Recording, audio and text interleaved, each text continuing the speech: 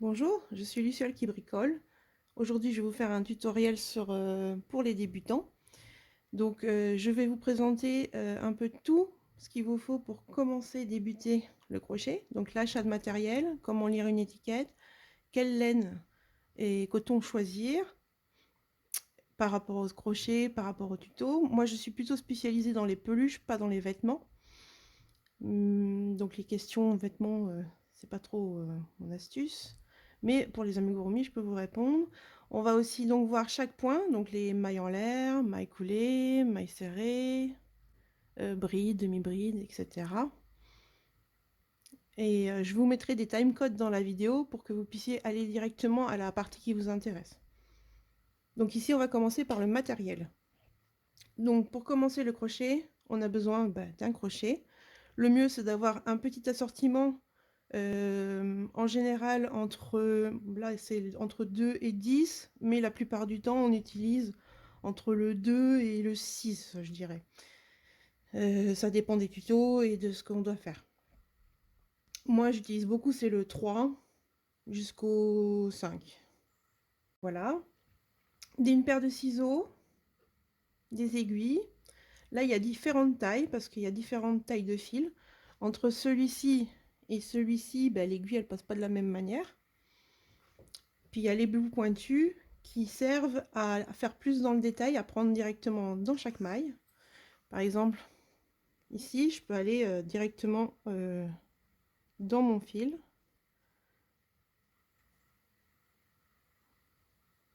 Les aiguilles et ça, j'ai plus besoin. Les crochets, je vous les laisse parce que je voulais vous expliquer autre chose. Des épingles, bien entendu, pour pouvoir accrocher nos morceaux ensemble quand il y en a plusieurs.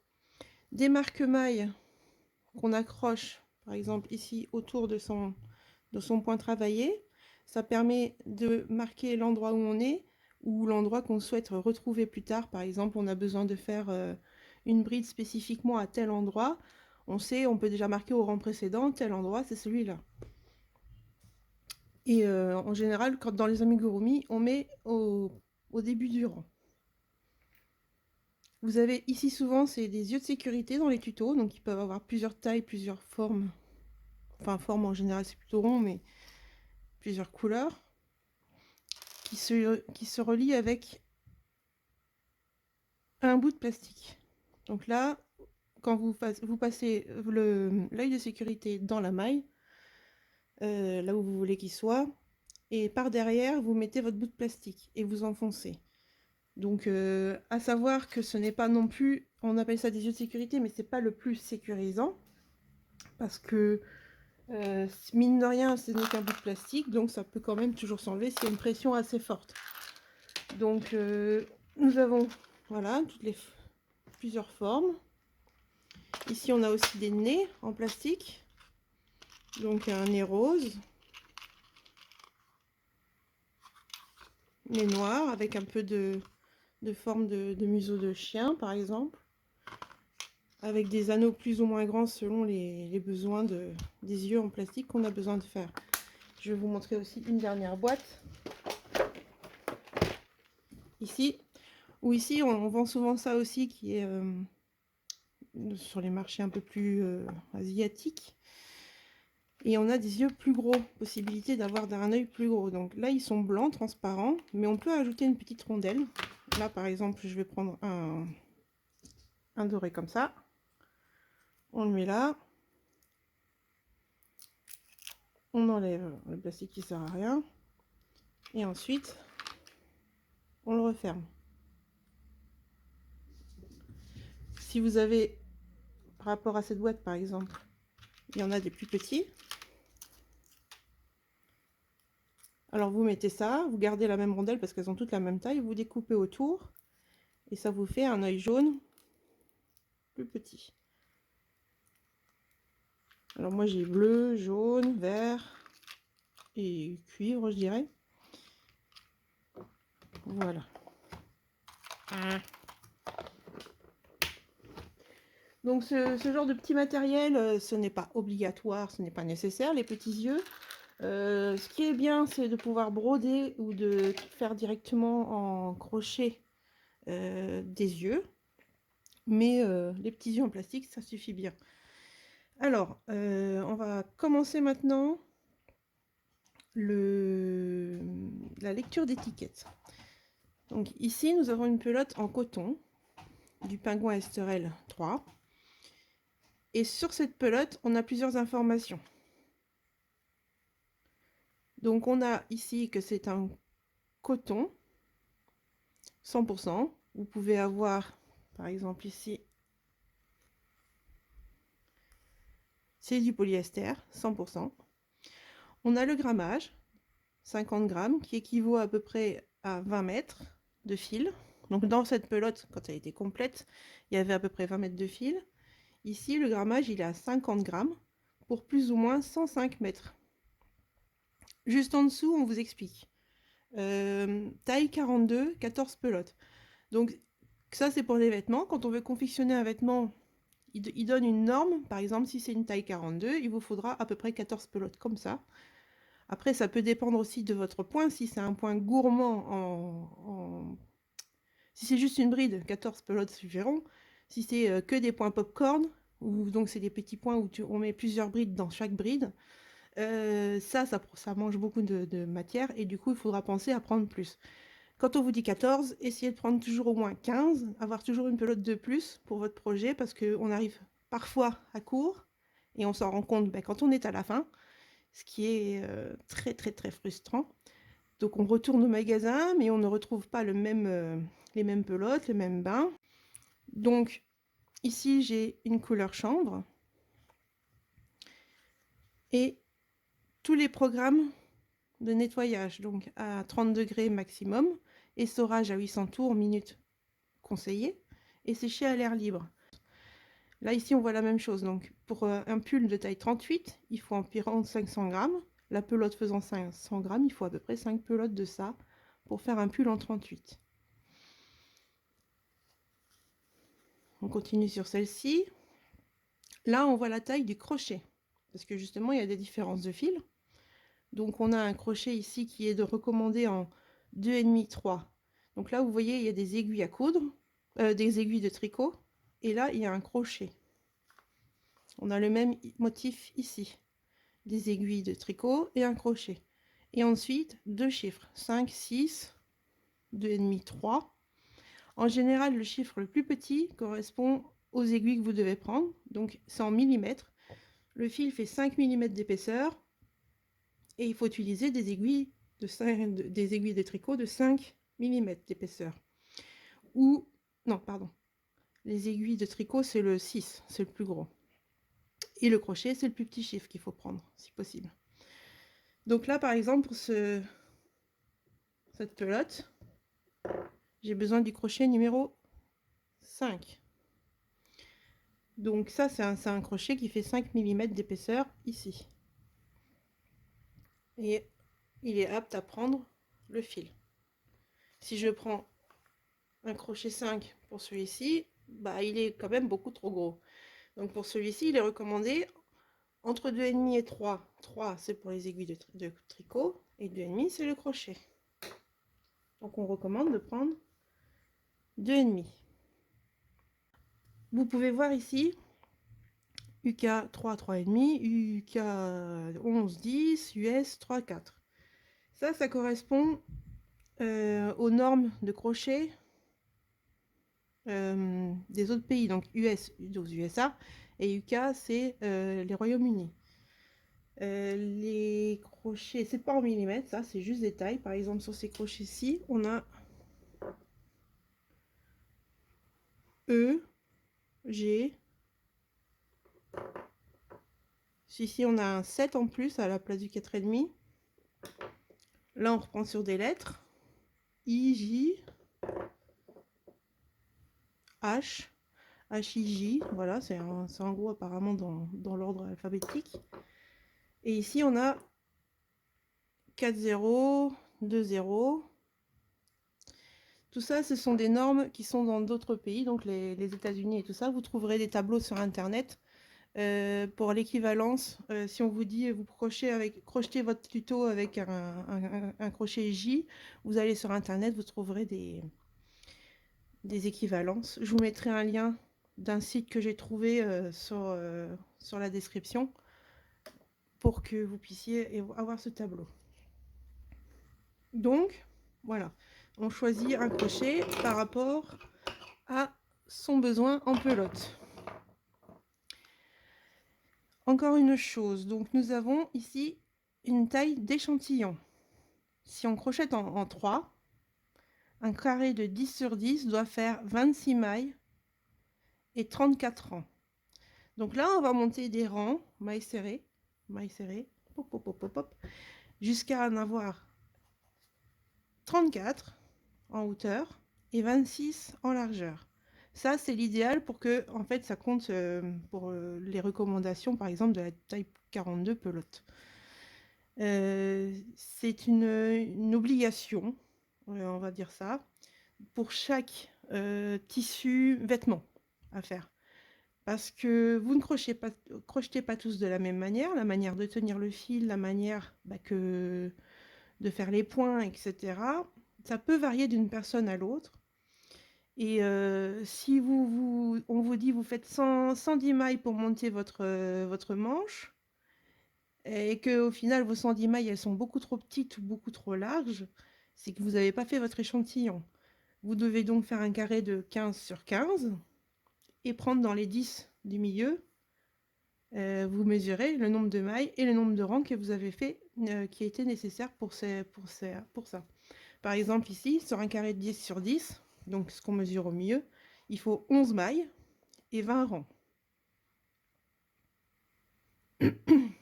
Donc, ces échantillons, si vous n'avez pas le même nombre, il va falloir faire un petit travail de règle de 3 afin d'adapter votre nombre de mailles ou de rangs par rapport à ce que vous avez besoin, pour que ce soit la même taille que ce qu'on vous préconise dans le tuto.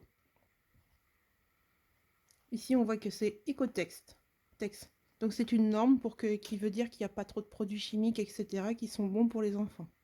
On peut l'utiliser en sécurité, elles sont normées. Là, on ne le voit pas vraiment. On a ça. C'est pas tellement Ecotex, mais il y a quand même qui dit que c'est safe en substance. Voilà. Donc au niveau des lectures d'étiquettes, voilà, on en a plein des différentes. Des fois qu'elles sont très exhaustives, des fois pas du tout. Ici, je vous présente une pelote cake. Donc c'est une pelote qui a un fil identique partout. C'est le même fil qui parcourt comme une vraie pelote, sauf qu'il change de couleur au fur et à mesure. Donc là, moi, j'ai un motif marron, noir, blanc. Et il change tout seul. J'ai pas besoin de le changer moi-même. Il change tout seul et ça donne un dégradé comme ça, plutôt joli. Et il y a plein de couleurs, plein de pelotes qui existent. En général, elles sont assez grosses, donc on a besoin d'une pelote pour faire un châle. Par exemple, moi, là, j'ai commencé le Lost in Time. Là, c'est 200 grammes, 450 mètres de fil quand même. Donc, on a du temps quand même. Donc ici, nous avons un coton. Par rapport à ce coton-là, c'est pas les mêmes. Bon, déjà, il y a la taille, mais ça, c'est pas l'idée. L'idée que je vais vous présenter, là, c'est un coton Zeman qui est pas très cher. C'est un coton qui n'est pas mercerisé. Donc, on a un coton mercerisé, c'est bien pour les amigurumi. C'est celui-ci, le marron, qui est plus doux et qui est un peu brillant parce qu'il a été traité afin que les mailles soient plus dures. Et normalement, si je tire assez ici, je peux le péter. L'autre, je vais avoir beaucoup de mal, je vais me faire mal aux mains. Donc, voilà, bref, maintenant j'ai mal aux mains, c'est bien ce que je disais. Donc, le coton mercerisé est beaucoup plus résistant, donc idéal pour les peluches. En plus, ici, ça a tendance à boulocher, mais par contre, ça a des techniques, c'est très bien pour faire des pulls ou autre chose. Enfin, il y a plein d'utilisations quand même au coton normal, que moi j'utilise plutôt du mercerisé puisque je fais des peluches. Donc ici, par exemple, on a un petit souci. Je me suis rendu compte de ça moi-même. Donc j'ai la Katona de Schweppes, qui est assez répandue quand même pour les peluches, et mon pingouin. Et elles ont toutes les deux 50 grammes, toutes les deux à partir de 2,5, et là jusqu'à 3,5. Sauf que le fil, si vous regardez bien, il n'est pas la même taille. Celui qui va jusqu'à 3,5 est plus fin que celui qui va jusqu'à 3. Donc, c'est pas un problème, hein. C'est juste que faites attention. Certaines pelotes ou tutos qui sont très particuliers dans le grammage, par exemple, ben, c'est pour ça qu'on fait un échantillon. Parce que là, on va se dire, oui, mais j'avais une pelote 3, je suis censée avoir à cette taille, etc. Au final, il est plus fin, les nœuds seront plus petits, le projet sera plus petit. Donc faites attention à ça. Vous avez ce genre de pelote que je recommande uniquement en tricot. C'est très joli, c'est très pratique. Enfin, pratique, non pas du tout, justement. C'est très joli. Ça fait des jolis cheveux, des fourrures pour les animaux, si on veut faire. Mais c'est une galère à crocheter. Je prends un crochet au hasard, hein. Ici, vous voyez, on voit même pas le crochet. Et puis quand on fait des nœuds, au final, on ne sait même plus où mettre le crochet. Donc, si vous voulez le faire en crochet, je vous recommande de l'utiliser en commun avec un deuxième fil.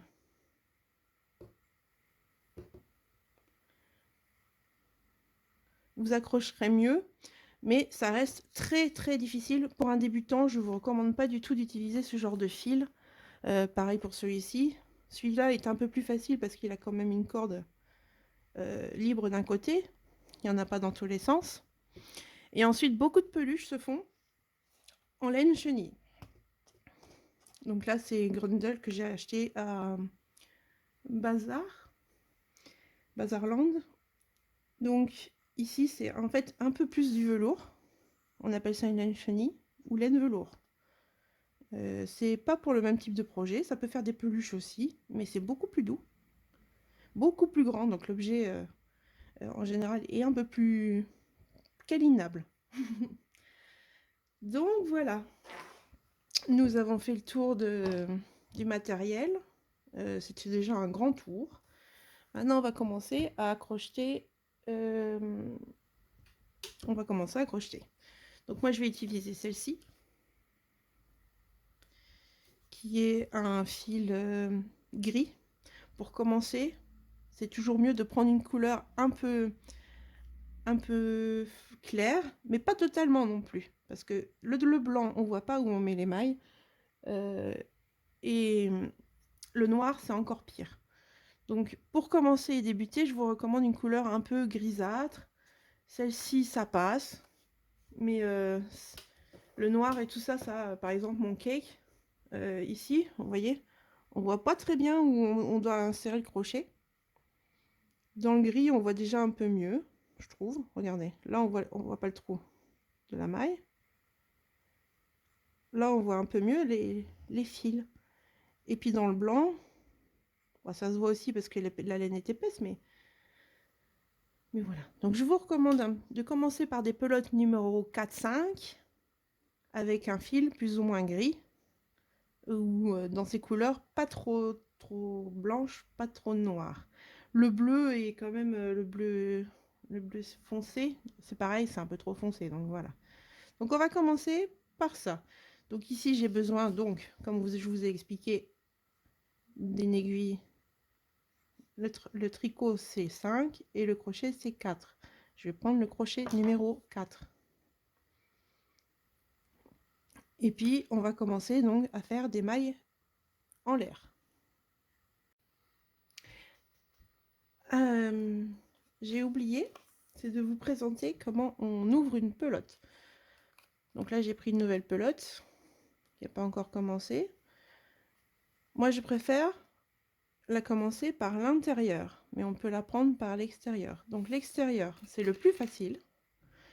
Il suffit d'enlever l'anneau et on dépiote la pelote comme ça. Le risque, c'est quand on tire, elle part partout, mais avec certains supports, dans un bol ou autre chose, ça va très bien. Mais moi, je préfère justement éviter tout ce problème. Par exemple, comme celle-ci, où j'ai juste à tirer le fil de l'intérieur et la pelote, elle bouge pas. Et voilà, j'ai plein de fils. Donc, ce projet ne nécessite pas d'enlever l'étiquette. Moi, je vais cacher ça. Hop. Il y a des pelotes beaucoup plus faciles à faire que d'autres aussi, parce que par exemple, celle-ci, à la base, elle est bien compliquée d'aller chercher à l'intérieur, mais celle-ci est très, très facile normalement. Donc vous avez ici l'espace, et ici aussi.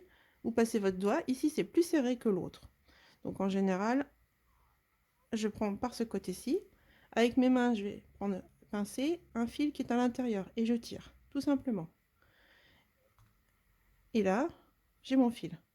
Si vous avez une grosse partie de laine qui vient, parce que avant de tirer, vous fouillez un petit peu, hein, vous faites un petit peu en sorte qu'on voit à travers. Là, on peut voir mon doigt de l'autre côté.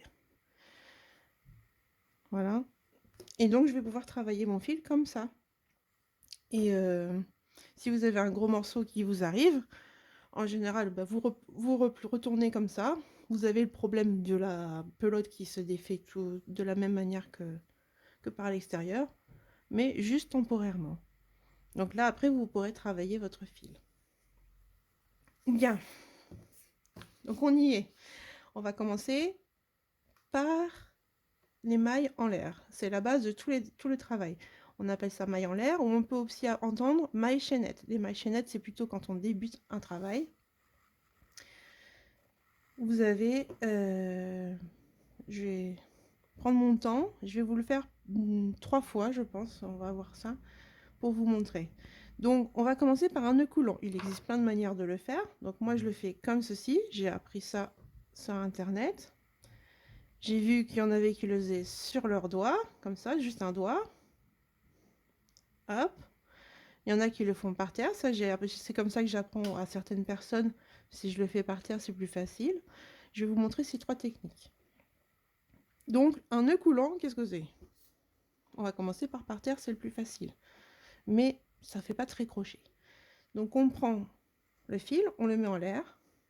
Et ensuite, on fait le tour, un rond, dans le sens des aiguilles d'une montre. La pelote, elle est derrière. Voilà, on a un genre de P là, avec le fil qui tourne comme ça. Ensuite, on revient un peu au-dessus. Et là, tout simplement, on va aller chercher l'autre fil. Et on a un nœud coulant. Et donc maintenant, si je tire ici, ça se referme. Si j'essaye d'agrandir la boucle, on peut le faire. Ça, c'est un nœud coulant. Donc je vous le remontre. Tout droit. Si vous voulez moins d'espace, hein, c'est mieux aussi pour ne pas avoir trop de fil derrière.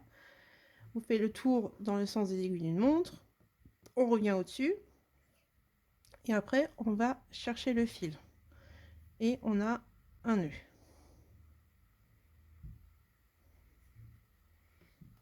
Je vous invite à revenir en arrière si vous n'avez pas bien vu. Je vais peut-être le refaire plus lentement. Hop. On tourne dans le sens des aiguilles d'une montre. Et là, on va chercher le fil. Ça fait comme un A. Voilà. Alors, il existe donc des méthodes au crochet. Vous prenez votre fil toujours comme ça, dans le sens des aiguilles d'une montre, hop. Sauf que là, vous allez derrière. Et vous avez donc 2 fils ici. Je prends avec 2 doigts, moi, par facilité, parce que le crochet il va bien. Donc, vous passez en dessous du premier, et vous allez récupérer le deuxième. Et là, vous avez votre sorte de A et votre nœud coulant. Donc, face à vous, vous faites un tour des 2 doigts, et ensuite, vous vous mettez derrière. Et là, vous allez là. Moi, je coince ensuite avec mes autres doigts, pour que ce soit tendu. Et ici, c'est coincé. Et je passe en dessous du premier, et je récupère le deuxième. Deuxième nœud. Voilà. Et ça, comme ça, le nœud est directement sur le crochet. Ensuite, vous avez le nœud avec juste un doigt. Hein. Vous faites la même chose. Vous tournez autour de votre doigt. Vous allez derrière. Vous tenez votre fil. Vous passez en dessous du premier. Et vous récupérez. Le principe est le même tout le temps. Hein. C'est on fait une boucle et ensuite on passe le deuxième dedans. Donc, voilà.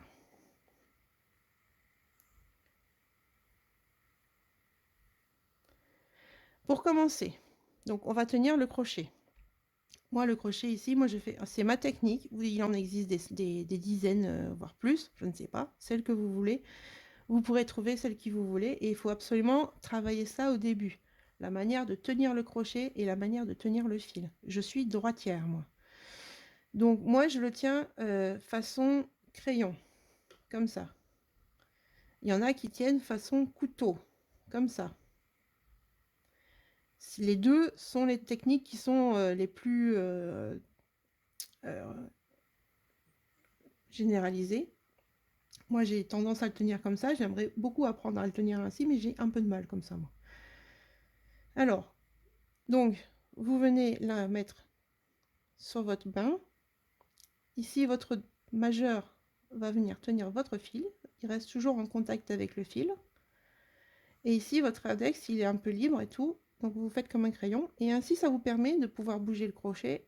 Ça reste mobile. Je tiens toujours ça pour que mon fil soit toujours bien mis vers le bas. Et le fil qu'on va travailler, celui de la pelote, vers la gauche. Moi, je prends donc le fil ainsi et ainsi. Donc, il passe au-dessus de mon petit doigt et au-dessus de mon index. Et c'est ça qui va m'aider à serrer ou non le fil.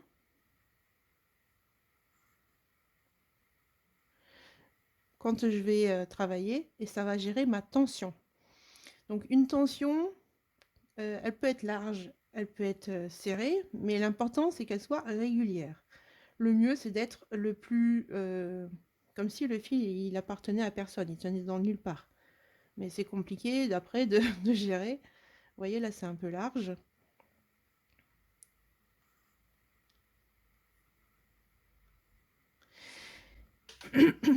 Donc, le travail. Vous avez votre fil qui tient. Si vous voulez bouger, vous voyez, faire un jeté, on appelle ça. C'est la première étape, une mouche. Vous allez faire un jeté, c'est-à-dire, vous prenez votre fil de pelote, vous le passez par l'arrière et vous faites le tour par au-dessus jusqu'à devant. Ça, c'est un jeté de base. Il y a des jetés qui demandent d'être comme ça, mais de base, c'est celui qui va de l'arrière vers le haut et puis vers l'avant. Donc, ce jeté, vous voyez, si je le fais sans tenir, ça... Bah, en fait, il n'y a rien qui se fait, quoi. Donc, c'est pour ça que j'ai toujours mon doigt, moi, qui me tient ma maille. Comme ça permet de tirer comme je veux ici. Donc, hop, hop. Et moi, ici, donc, j'ai deux doigts qui sont libres.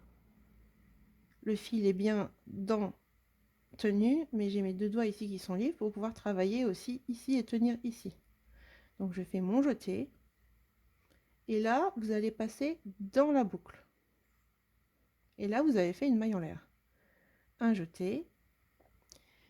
Et dans la boucle. Alors, la boucle, c'est ici pour ça que j'utilise ça, c'est que je tire un peu pour que la boucle elle soit plus facile à passer. Un jeté, de l'arrière par-dessus vers l'avant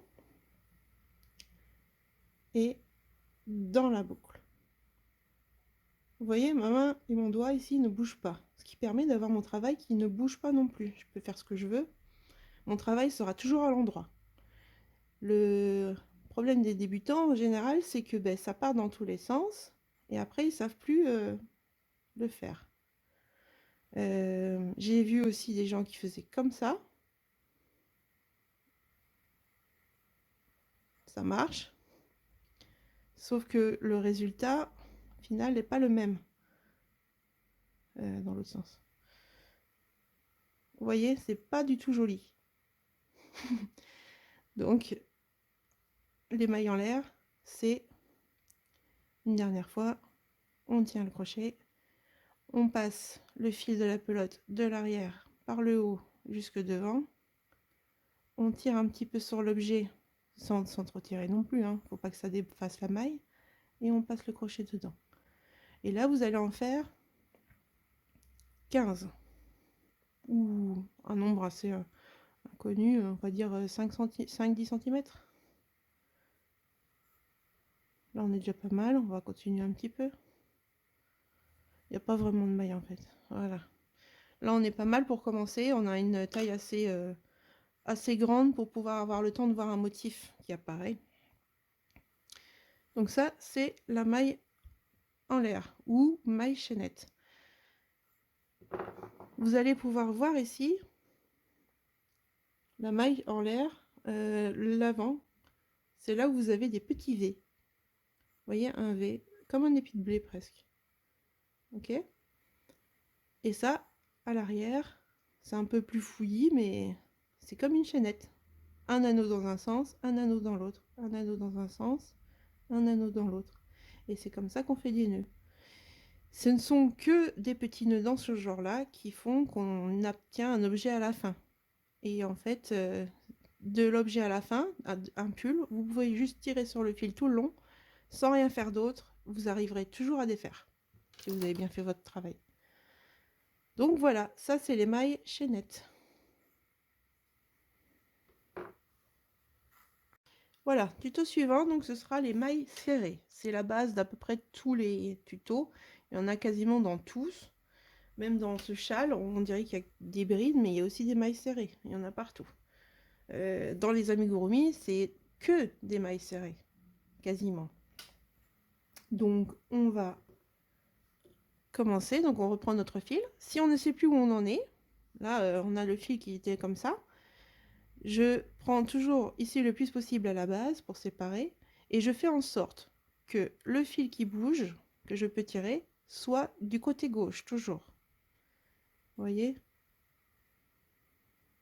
Là, on a repris notre travail.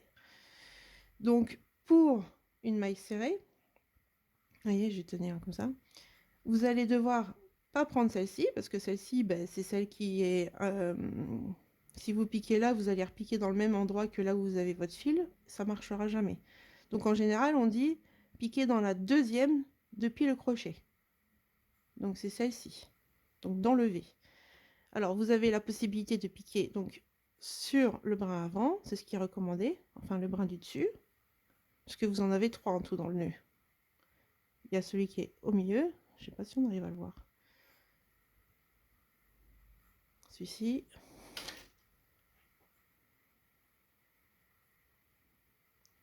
Et celui-là. Voilà. Attends, on va le faire sans le crochet.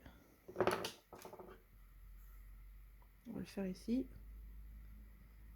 Donc vous avez un brin ici, un brin ici et un au milieu. Ça c'est une maille. À l'arrière.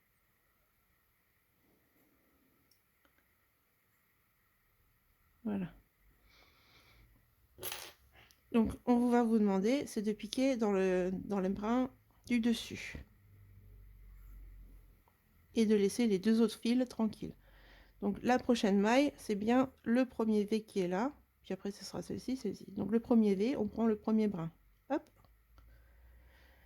Et là, on va faire une maille en l'air. Une maille serrée. Donc, quand on a ça, toujours vous tenez avec votre petit doigt là. Essayez d'avoir ce réflexe. Vous voyez, on peut faire ce qu'on veut après. Ça bouge pas. Vous allez faire un jeté. Donc c'est-à-dire, comme je vous ai montré, de l'arrière par le haut vers l'avant. Ensuite, le fil, il va se coincer. Quand vous faites ça, vous voyez, le fil, il se coince dans le crochet. Et là, pareil, vous allez venir tirer un petit peu pour que le fil passe dans la maille, le brin là. Et on arrête là, sinon c'est manipulé. On refait un jeté. Et on passe dans les deux cette fois. Donc là, on marque la première maille. Parce qu'après, c'est compliqué de voir.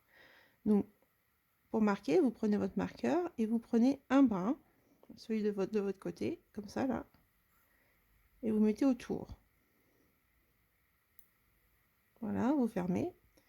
Et comme ça, quand on aura travaillé et qu'on sera revenu, etc., on sait que c'est là la première, et donc c'est forcément la dernière du prochain rang. Ensuite, on va à la maille suivante. Alors, où est la maille suivante? C'est celle-ci. Celle-ci, c'est celle où on a travaillé. Vous voyez, on voit ici, c'est le travail, il est là, là où on a le fil. Donc ça, c'est pas la maille suivante. La maille suivante, c'est celle-ci, celle après. Donc on rentre dans la maille suivante. Et là, on va faire donc un jeté. On revient à travers le brin. Un jeté, on revient à travers les deux. Maille suivante. Un jeté, on revient. Un jeté, on revient à travers les deux. Maille suivante, un jeté, on revient. Un jeté, on revient à travers les deux. Et vous allez faire ça tout le long. Donc là, on arrive presque au bout. Vous voyez, là, ça bouge un peu, mais une fois que vous aurez fait le prochain rang, ça ne bougera plus. Donc ici, où est le bout? Ben là, en fait, il m'en reste encore deux. On voit encore un V et un deuxième. Donc, je fais encore une maille. Hop, toi tu redescends. Et là, c'est le dernier. Ça, on le fait. Donc là, on a fait un rang de mailles serrées. Pour compter votre rang de mailles serrées, là, si vous voulez lâcher votre crochet, vous pouvez faire ça. Vous avez un peu de temps avant que vous ayez tiré la maille. Sinon, vous mettez ça quand vous faites une pause. Donc là, je vais vous montrer comment compter le nombre de mailles que vous avez. Moi, je l'ai fait au hasard, je ne sais pas combien de mailles j'ai, mais vous aussi, normalement, c'est pareil. Donc moi, j'ai 1, celle avec le début, vous voyez. 2, donc c'est les petits V qui sont là. 3, 4, 5, 6, 7, 8, 9, 10, 11, 12, 13, 14, 15, 16, 17, 18, 19. Le hasard veut que j'ai fait 19 mailles. Donc moi, mes tutos, il continuera sur 19 mailles. Vous avez celui que vous avez. Ce qui est bien, c'est d'avoir, voilà, au moins un peu plus de 5 cm. C'est bien pour commencer et avoir le temps de s'entraîner sur une ligne. Donc, on va changer de rang. Pour changer de rang, donc vous reprenez votre crochet. Là, vous voyez, je vous avais dit, j'aime bien avoir ce fil-là de la pelote devant moi. Là, il est derrière. Donc, je vais changer mon crochet en prenant tous les brins. Voilà. Là, on est bien. Pour éviter d'avoir des nœuds, des petites boules par-ci par-là. Pour commencer un prochain rang, pour pouvoir crocheter là-haut, il va falloir que vous ayez une hauteur de plus pour pouvoir être bien. Sinon, vous allez avoir une maille qui va être toute penchée, parce qu'elle sera trop raccourcie. Vous allez faire une maille en l'air, comme pour les mailles chaînettes. Un jeté, on revient. Et là, on tourne le travail. Alors, dans ce sens-là ou dans l'autre, ce n'est pas vraiment important. Moi, je préfère le faire dans ce sens-là, je trouve ça plus naturel. Là, c'est l'arrière. Tiens, d'ailleurs. Vous voyez, l'arrière n'est pas le même motif que l'avant. L'avant, vous avez les petits V. Comme ça. On a des petits V partout, en fait. Pouf, pouf, pouf, pouf. Et l'arrière, on a un V à l'envers et une petite ligne. Ça, c'est l'arrière. Donc, où piquez votre crochet quand vous êtes sur l'arrière? Déjà, sur l'avant, c'est ici, juste en dessous du V. Et vous prenez que le V. À l'arrière, c'est pareil. Vous prenez que le V. Et donc, ici, entre des petits ronds. Paf, paf, paf, paf. Ça, c'est votre maille. Vous la prenez ici, ici, ici. Et vous prenez les deux. Si vous prenez que un, vous travaillez là sur le brin avant. Si vous prenez que deux, vous travaillez sur le brin arrière. Quand on vous dit sur un tuto travailler le brin avant ou le brin arrière, c'est sur votre rangée. Même si là le travail est à l'envers, si je travaille le brin avant, c'est celui-ci. Donc c'est celui qui est derrière en fait. Si on regarde de face, c'est celui qui est derrière, mais c'est pas grave. On vous dit brin avant, vous prenez le brin avant de votre tuto. De là où vous en êtes. Donc là, j'ai fait ma maille en l'air, je tourne. Et là, je vais recommencer mes mailles serrées. Je recommence dans le premier trou. Moi, le premier trou, il est ici. Ça ressemble pas vraiment à une maille. C'est un peu compliqué, mais en fait, c'est bien là mon premier trou. Et donc, je rentre, je reviens, je fais ma maille serrée. Et là, on a recommencé un nouveau rang. Donc si vous allez jusqu'au bout, vous allez voir, vous aurez à nouveau 19 mailles. On se rejoint après pour voir où est le bout. Voilà. Donc là, j'ai refait les rangs. Là, vous voyez, on a les V de devant, puisque maintenant, du coup, le devant, c'est toujours le rang qu'on vient de crocheter, et on a derrière. Et inversement, du coup, vous avez les deux motifs. Vous avez les petits V et avec les petites balles, les petits ronds. Donc là, j'arrive au bout. Donc ici, je vous rappelle, on prend bien les deux brins de chaque trou. On fait notre maille serrée. Encore une ici. Et c'est là qu'on voit que c'est intéressant d'avoir mis un marqueur. Ce que je vous conseille, c'est d'avoir mis ici, là que c'est celle-là, d'en mettre un à chaque rang, surtout pour débuter. Donc là, vous voyez, on avait mis sur le brin avant de l'autre rang, comme ça là. Du coup, il est là, mais maintenant il est derrière. Et il faut prendre ce fil-là et celui-là. Donc on va enlever, c'est plus facile. Et il faut qu'on prenne le premier fil et le deuxième. Et là, donc, vous faites votre dernière maille. Normalement, si je ne me suis pas trompée, on a quelque chose d'assez régulier et on a toujours 19 mailles. 19 pour moi, vous, je ne sais pas. 1, 2, 3, 4, 5, 6, 7, 8, 9, 10, 11, 12, 13, 14, 15, 16, 17, 18, 19. Voilà. Donc vous allez faire ça encore quelques rangs, disons encore 4 rangs, pour bien vous entraîner, 3-4 rangs. Et ensuite, on passera au point suivant qui sera la demi-bride.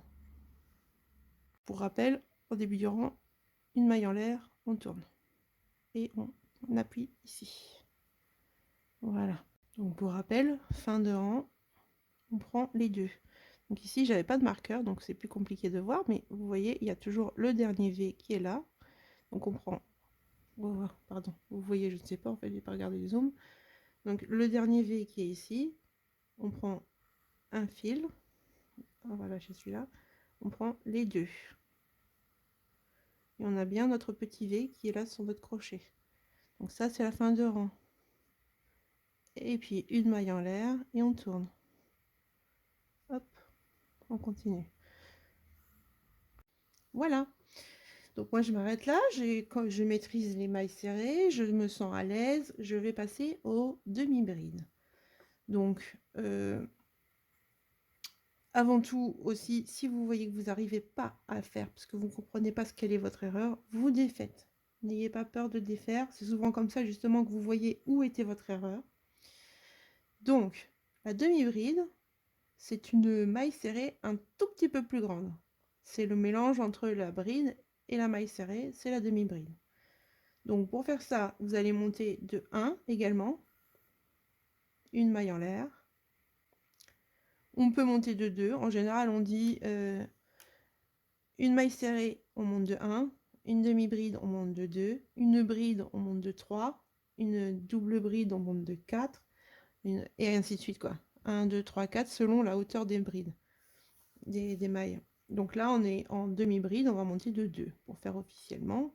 Moi, j'aime bien un peu 1 parce que ça fait un peu moins bouboule à la fin. Mais 2, c'est très bien. Donc, on va avoir cette hauteur-là. On tourne. La demi-bride.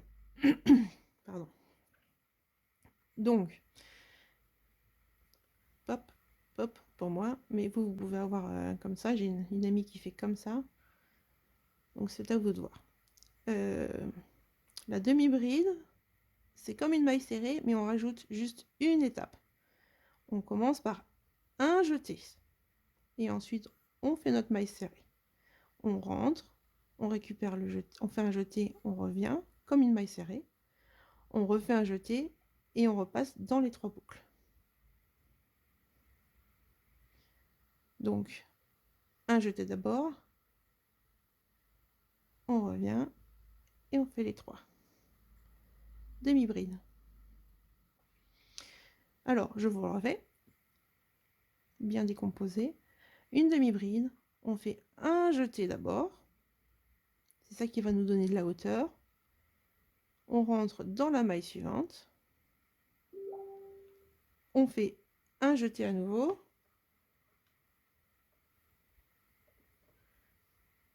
Et on revient au travers des mailles. Donc là, l'UV. On refait un nouveau jeté et on passe dans les 3. Donc, un jeté, on passe dans la maille. Un jeté, on revient. Un jeté, on passe dans les 3. Un jeté, on passe dans la maille. Un jeté, on revient. Un jeté, on passe dans les 3. Donc là, vous allez vous entraîner à faire ça sur plusieurs rangs. Je vous reprends en fin de rang pour vous montrer où est la fin. Mais c'est la même chose que la maille serrée. Bien. Donc, en fin de rang, on voit où est notre dernière maille. On a ce V là. On enlève le marqueur. Donc on fait un jeté, on rentre dans la maille. On fait bien attention à prendre toute la maille. Un jeté, on revient. Un jeté, on passe au travers des 3. Donc toujours, surtout au début, vérifiez que vous ayez bien vos mailles, votre compte de mailles. Moi j'en ai 19. 1, 2, 3, 4, 5, 6, 7, 8, 9, 10, 11, 12, 13, 14, 15, 16, 17, 18, 19, toujours. Et ainsi vous montez droit. Si vous commencez à partir de travers dans un sens ou dans l'autre, c'est que vous prenez pas, vous oubliez le début ou vous prenez pas bien la fin. Donc il faut faire bien attention à avoir le même nombre de mailles.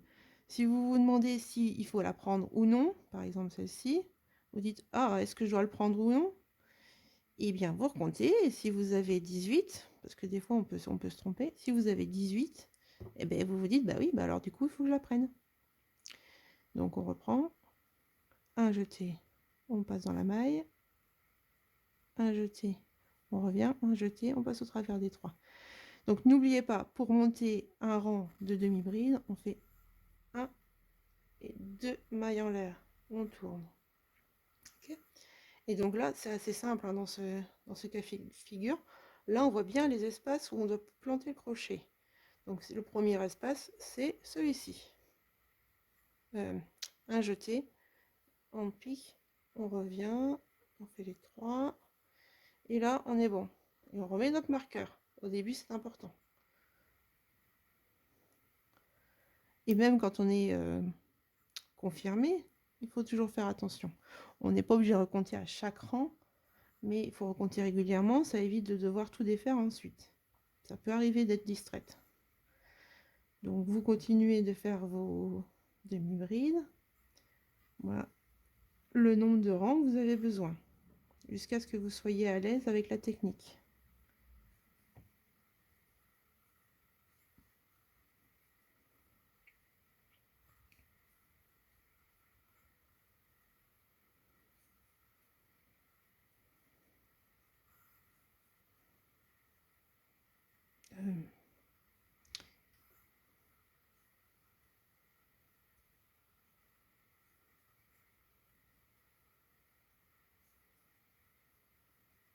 Alors au début, vos mailles ne ressembleront pas à un truc très régulier. Ça, c'est votre travail de tension du fil. C'est tout à fait normal, hein. Donc c'est le temps que vous trouviez votre manière de tenir votre fil. Il y en a qui font le tour comme ça pour avoir un peu plus de tension, un peu plus parce que c'est trop large. Donc du coup comme ça serre un peu plus, c'est plus facile pour mieux tenir. Là ça tient bien là. Je tiens pas le fil, hein, mais voilà. Donc ça bloque. Donc n'hésitez pas à travailler votre tension de fil. Essayez de bouger vos doigts pour voir si c'est mieux comme ça. On peut faire la technique comme ça, avec le doigt en l'air. Et puis vous tenez comme ça. Donc là, hop. Comme ça, vous savez que vous pouvez tirer quand vous voulez. Donc prenez bien le temps de faire votre technique de tenir le fil. Et c'est ça qui vous donnera ensuite un rendu plus propre. C'est d'avoir toujours la même tension du fil. Donc on arrive au bout.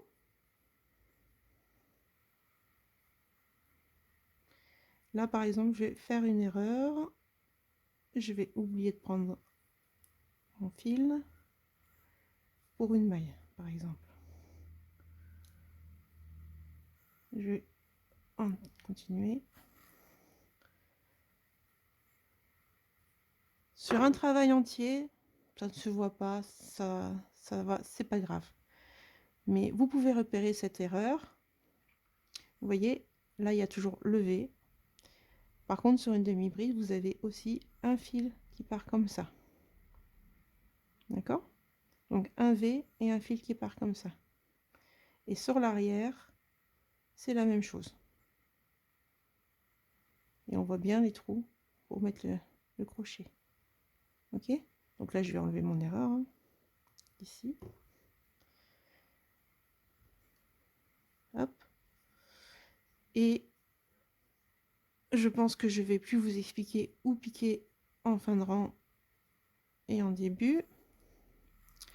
Et donc vous arrivez en fin de rang et toujours vous comptez le nombre de mailles que vous avez. Toujours.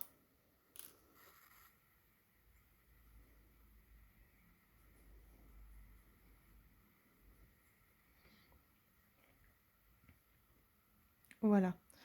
Donc moi je vais passer maintenant aux brides. Ok? Une fois que vous êtes à l'aise avec les demi-brides, vous passez aux brides. Donc c'est la taille un peu plus haute encore. Donc pour une bride, on commence le rang en faisant 3 mailles en l'air. 1, 2, 3. Ça, ce sera à peu près la hauteur de votre ligne. Votre rang sera aussi haut que ça à peu près. Donc, on tourne. Pour les brides, c'est le même début que la maille, la demi-bride. Donc, on fait un jeté. On pique dans la maille suivante. Un jeté. On revient. C'est ici qu'il y a un petit changement. Donc, on fait bien le jeté comme avant. Sauf que là, on revient que dans les deux premières. 1 et 2. On refait un jeté et on revient dans les deux suivantes. Là, on a fait une bride. Donc, je vous le refais. C'est le même début que la demi-bride. Un jeté, on pique. Un jeté, on revient. Un jeté. Ça, c'est le même. C'est la base. C'est la même. Sauf que au lieu de repasser dans les 3, on passe dans les 2. 1 et 2. Ici, par exemple, j'ai un fil qui se défait. J'arrive pas trop.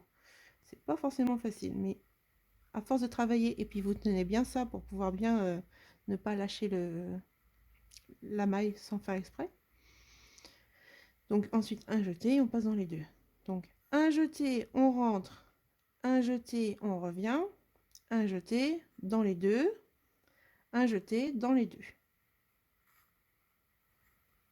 Un jeté, on rentre, un jeté, on revient, un jeté dans les deux, un jeté dans les deux. Sans chianter les mouches. Un jeté, on rentre, un jeté, on revient, un jeté, 2, un jeté, 2. Ça, c'est les brides. C'est pas très difficile. Vous voyez, là, on va commencer à avoir beaucoup d'espace entre les mailles. Mailles serrées, c'est serré. Les brides, c'est plus large. Donc, je vous en refais une et après, je vous laisse faire jusqu'à la fin du tour. Un jeté, on rentre dans la maille. Un jeté, on revient. Un jeté, on passe dans les deux premières. Un jeté, on passe dans les deux dernières. Voilà. Donc, je vous attends à la fin du tour. Voilà. Donc moi, j'ai déjà fini un rang de bride. Je suis à la fin du deuxième parce que là, la fin, c'est sur des demi-brides. On l'a déjà vu. Donc ici, sur la fin des brides, vous voyez, c'est un peu plus rond. Et je vais plus mettre de marqueur. Si vous vous sentez à l'aise pour voir le début, donc ici, ou la fin, etc. de vos rangs, vous pouvez enlever les marqueurs, il n'y a pas de problème. Juste si vous n'êtes pas trop à l'aise encore, gardez-les. C'est quand même le plus facile pour vous. Donc ici, j'ai encore un rang, une maille, encore une bride. Et en fait, là, c'est la dernière. Vous voyez? En fait, ça, allez, c'est la bride, les 3 mailles en l'air que vous avez montées juste avant. Mais on voit toujours bien si vous avez un doute, vous mettez comme ça et vous voyez le V. Et le V qui reste, le dernier, c'est celui-ci. Si on tire un peu la maille, on a les V de la maille en l'air, comme la maille chaînette là. Mais c'est celui-ci qu'on va prendre. On rentre là, on prend bien les deux brins et on fait notre bride. Et on vérifie, on est toujours bien à 19.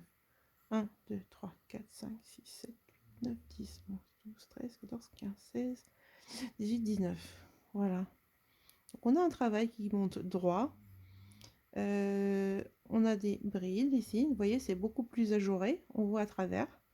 Les demi-brides, on voit plus ou moins. Je vais mettre le... Non, ça ne change rien.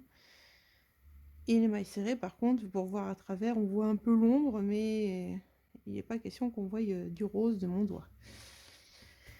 Voilà, donc vous avez fait des brides. Vous continuez de faire des rangs jusqu'à ce que vous soyez habitué à la technique. Et ensuite, quand vous voulez, on prend et on fait des doubles brides. C'est le rang au-dessus. Bien, donc pour les doubles brides, une fois que vous avez bien compté et que vous avez toujours le même nombre de mailles sur votre travail, on va faire les doubles brides. Donc c'est des brides encore un peu plus grandes. Donc on va faire 4 mailles en l'air en début de rang. 1, 2, 3, 4. Pour rappel, les brides c'est 3, les demi-brides c'est 2, les mailles serrées c'est 1. Donc là on est à 4. On tourne. Notre premier point à piquer c'est celui-ci. Et donc la double bride c'est une étape de plus dans la bride. C'est-à-dire, en fait du coup il y en a deux. On fait 2 jetés. 1 jeté, 2 jetés. Donc vous avez commencé par 1 jeté et 2 jetés. Toujours de l'arrière par le haut vers l'avant. Ensuite vous piquez dans votre maille et comme d'habitude là, hein, vous faites un jeté, vous revenez et un jeté, vous passez dans les deux. Et là il vous en reste 3. C'est pas grave, on fait un jeté, on passe dans les deux. On fait un jeté, on passe dans les deux. Ça c'est une double bride. Donc à chaque fois on passe que 2 mailles à la fois sur la fin. Donc 1, 2 jetés. On rentre dans la maille. Un jeté, on revient. Un jeté. Et on passe dans les 2 premières boucles. On fait un autre jeté, on passe dans les 2 premières boucles qui restent. Donc c'est celle qui était au milieu. On refait un jeté, on repasse dans les 2 dernières boucles. Les demi-brides sont plus... les doubles brides sont plus grandes. Donc 1, 2 jetés, on pique, on revient, on fait un jeté, 2, 2, enfin, c'est compliqué quand le fil se défait, et 2. Donc au lieu d'avoir un jeté 2, 2, c'est un jeté 2, 2, 2. Il y a 3 fois ça. Donc c'est des étapes en plus, mais c'est les mêmes étapes qu'avant, quoi. Si vous avez compris les brides, vous devriez sans problème pouvoir faire des demi-brides. C'est juste une histoire de jeter en plus. 2 jetés, pique, revient, 2, 2 et 2. Donc là, je vous laisse faire le rang. Je ne reviendrai plus sur les ou piquer à l'avant ou à l'arrière. Vous voyez ici, on a toujours bien notre V. On a les V de la maille chaînette, mais on voit bien que ce n'est pas les mêmes styles. Là, il est plus petit. Donc, vous faites 2 jetés, hop, et vous avancez comme ça jusqu'à la fin du rang et jusqu'à ce que vous soyez à l'aise. Si vous êtes à l'aise qu'avec un seul rang, il n'y a pas de problème, hein.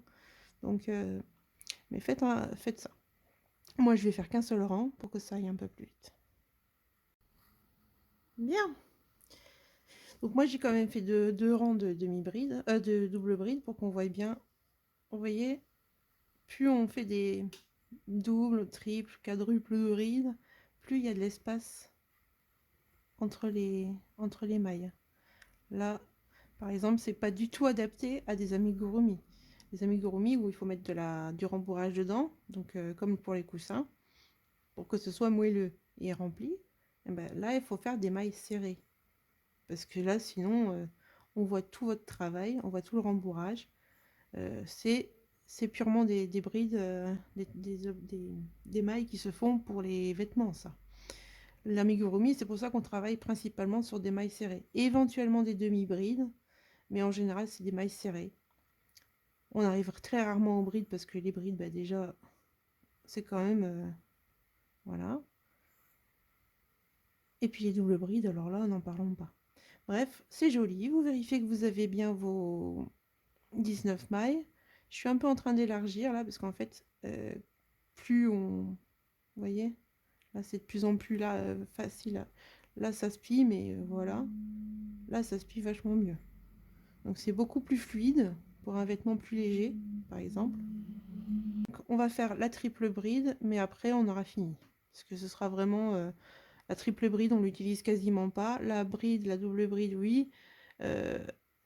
Au-delà, ça commence à être un peu plus rare. Donc, pour une triple bride, même principe que pour tout le reste. 1, 2, 3, 4. Là, on fait 5 mailles en l'air. 1, 2, 3, 4, 5. On tourne. Et si vous avez bien compris le principe, la triple bride, c'est 1, 2 et 3 jetés. On passe, on revient, on fait ça et on passe dans les deux. Dans les deux, dans les deux et dans les deux.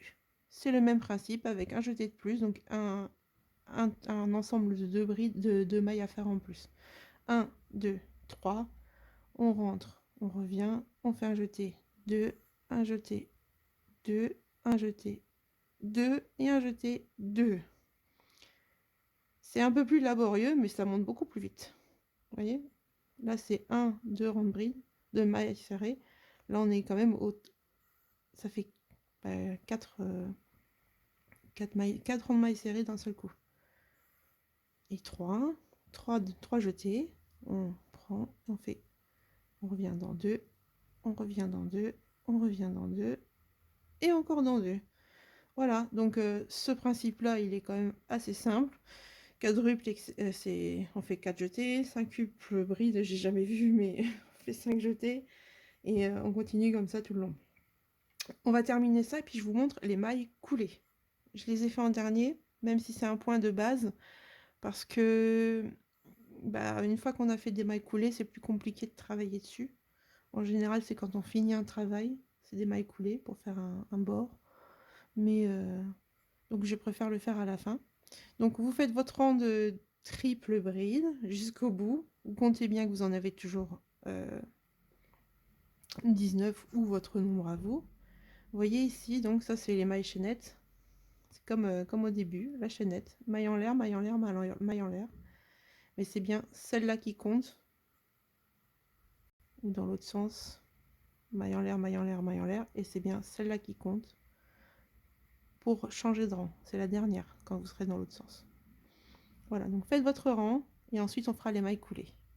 On va faire donc les mailles coulées. Ça, c'est le dernier point que je vais vous montrer, mais c'est un des points qui est très utilisé aussi. Enfin, très souvent utilisé dans un tuto. Donc, cette fois-ci, on monte quand même de 1 parce que sinon, c'est pas facile de travailler. Et là, vous allez aller dans la première.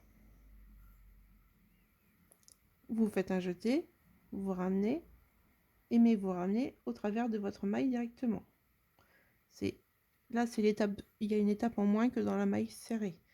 Donc c'est encore plus simple. Vous rentrez, vous faites un jeté, vous revenez, vous revenez.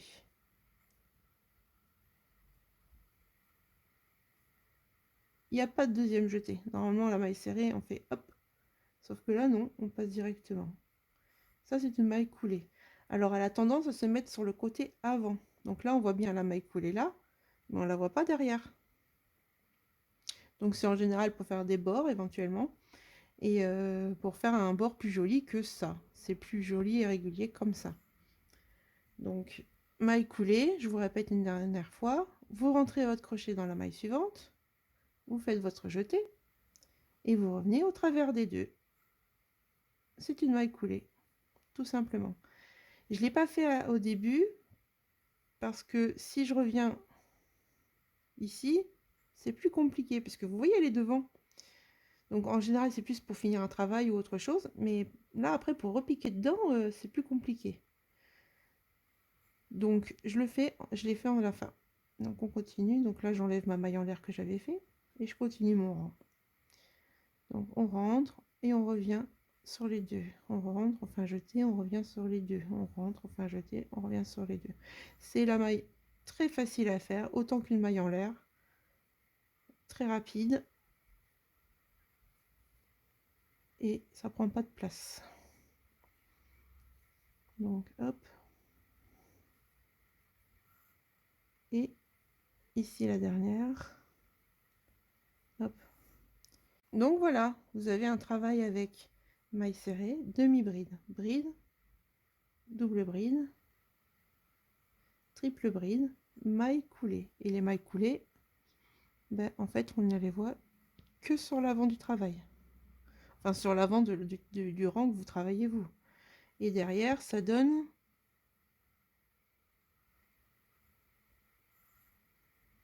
Voilà. Vous voulez savoir à quel rang vous en êtes, parce que vous avez perdu. Vous avez ce petit fil-là, le fil du début. Donc, c'est celui où vous avez fait votre nœud coulant. Comme ça, là, hop. Puis vous avez monté une maille chaînette. Et là, vous avez commencé votre premier rang de mailles serrées, etc. Donc ça, c'est votre premier rang, votre maille chaînette. Donc le premier rang, il est ici, comme ça. La maille chaînette, le fil là, il doit être de ce côté-là. Ça, c'est votre endroit. Et ça, c'est votre envers. Parce que votre endroit, c'est votre premier rang. 2, 3, 4. Donc, pas facile à compter, mais n'oubliez pas, donc il y a le système de V. 1, ça c'est l'arrière. Donc, c'est quand vous êtes déjà en train de revenir. Ça fait 2, 3, 4. On voit encore les petites billes là. 5, 6, 7, 8, 9, 10, 11. Moi, j'ai 11 rangs plus un rang de mailles coulées. Vous avez un nombre de rangs aléatoires également. Mais en gros, vous mettez votre fil de début vers la gauche. Et là, vous avez votre endroit. Parce que vous avez votre chaînette, puis votre premier rang. Le rang 1. Et comme on crochette toujours dans ce sens-là, quand on est droitier en tout cas, c'est hop, hop. Ça, c'est votre premier rang. Donc là, il est à l'endroit. C'est l'endroit de votre travail. Avec ce petit fil qui est du côté gauche. Petit point complémentaire avant de dire au revoir, parce que voilà. Les marqueurs de maille. Vous n'êtes pas obligé de prendre un marqueur de maille du commerce. Vous pouvez très bien prendre un trombone, et ça se glisse de la même manière, hein, ou une épingle à cheveux, ou vous pouvez mettre un fil. Par exemple, bon là, ça va être compliqué, mais vous mettez votre première maille qui est ici. Une fois que vous l'avez faite, vous venez et vous prenez un fil et vous le mettez dedans. Et puis il reste dedans. Bon là, c'est pas... voilà. Donc ça peut aussi être un fil, une aiguille, tout ce qui vous passe par la tête qui vous permet de dire cette maille-là, c'est celle-là qui est la première, c'est celle-là que je dois travailler, c'est celle-ci qui est marquée. Voilà. J'ai pas pensé non plus donc à vous montrer comment on termine un travail. Donc en général, quand on arrive là et qu'il nous reste ça, qu'on nous dit stop, ben, on fait une maille coulée dans la dernière maille. Voilà, c'est déjà fait. Donc ensuite, on fait une maille en l'air et on tire. Alors, vous coupez le fil qu'il vous faut. On vous précise souvent vous coupez le fil ou sinon vous coupez un long fil pour pouvoir coudre. Là, si on vous précise rien, vous avez juste besoin d'un peu de fil et vous continuez de tirer. Pouf, ça fait un nœud. Ensuite, pour cacher les fils et tout ça, on verra plus tard. Ça fera partie de l'autre tuto complémentaire. Mais au moins, là, on a notre petit carré. Je vous conseille de le garder parce que vous allez avoir vos erreurs et tout ça ici, surtout au début. Et quand vous reviendrez plusieurs mois après, voire quelques années après, vous allez regarder votre premier travail. Vous allez dire, je suis passée de ça à ça. Maintenant, je travaille super bien. Avant, je faisais ça. C'est vraiment une question d'expérience. Bien. Je vous laisse, j'espère que ça a été très clair et pas trop long. Je pense que c'est un peu long, mais je pense que c'est nécessaire aussi de bien expliquer. Certains ont besoin de prendre plus de temps. Euh, j'ai été assez complète, je crois que je n'ai rien oublié. Si vous avez des questions, n'hésitez pas à me les poser. Soit ce sera dans une prochaine vidéo, soit je vous répondrai en commentaire.